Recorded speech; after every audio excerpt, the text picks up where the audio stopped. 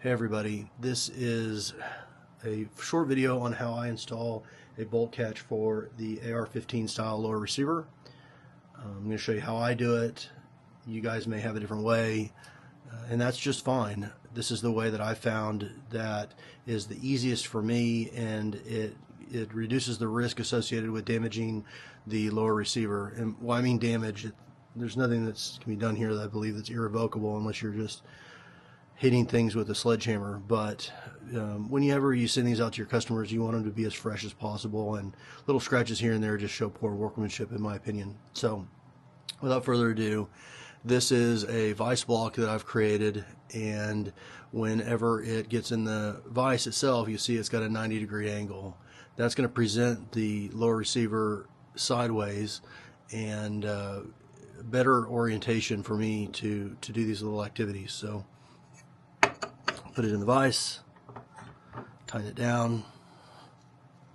Okay, now we get to the lower receiver. Two things. One, whenever I put a lower receiver in a vise block, especially this 90-degree, I'm going to make sure that the mag catch is installed. Okay, so if you look on both sides, that is installed. And the reason why is because when you put it on, I want it to lock in place. Now, it may wiggle around a little bit, and that's fine, but I don't want it to knock off onto the ground and mess up this beautiful anodizing that's on this thing. The other thing is, if you look on the tabs for the release itself, sometimes, especially on Aero Precision, they thread these. This operation is not for threaded pins right here. That's going to be something that you're going to use an Allen key for as prescribed by the manufacturer.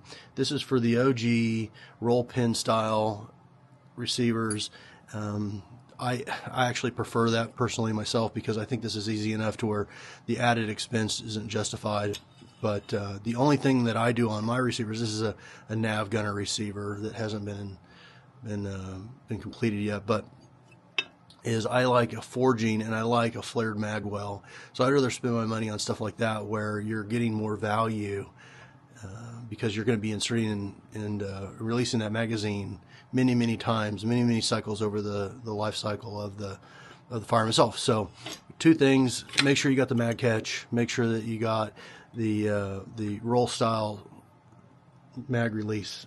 Okay, all right, so put it in here, got it nice. I'm going to take a rag, I'm going to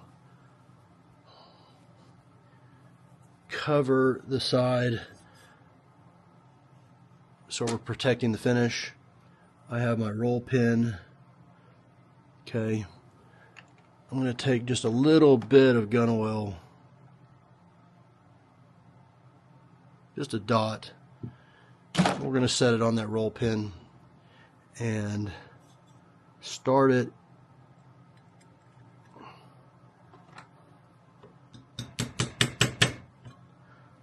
Now it's being held. It might be hard to see there with the black on black, but it's being held by just barely being inserted inside of the receiver. Okay. Now we're going to get our spring just like we would any other which way, and see now that it's down, it's not wanting to fall out. We're going to get our plunger. Once again, all that's doing pretty good. The only thing we have to worry about is that spring pressure. We're going to get our release button, and all I have to do is hold just down a little bit of pressure and put a large roll pin, and look how that just nests there. And I'm doing it all with one hand. Now this might take a little bit of practice, but this is about as easy as it gets for me. Tap on it until I hear it pitch up a little bit.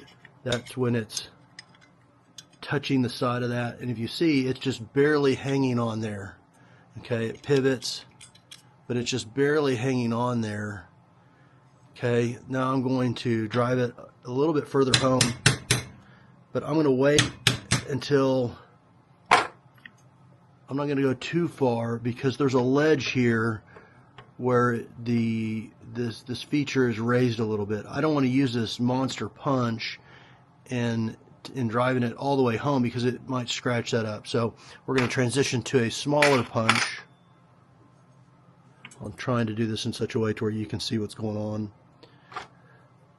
Okay, and I like long ones that extend past the back of the receiver. And then it's put in. No fuss, no mess.